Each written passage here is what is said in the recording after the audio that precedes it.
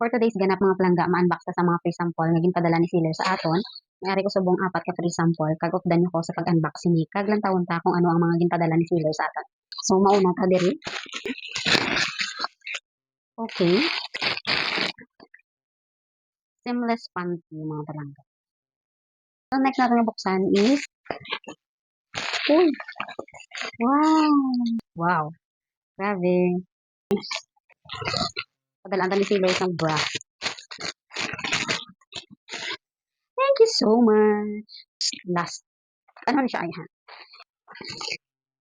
Oh, another bra. Thank you so much. So mga palangga mo na ang free sample na ginpadala ni seller sa aton. Kinahanglan naton ni i-promote.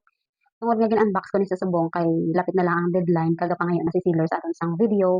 So amo na nga gin-unbox naton kag amo ni siya ang aton nabaton nga free sample halin sa aton nga mabuot kag mahinatagon nga klase sang seller. Duha ka bra, isa ka bag kag syempre isa ka panty.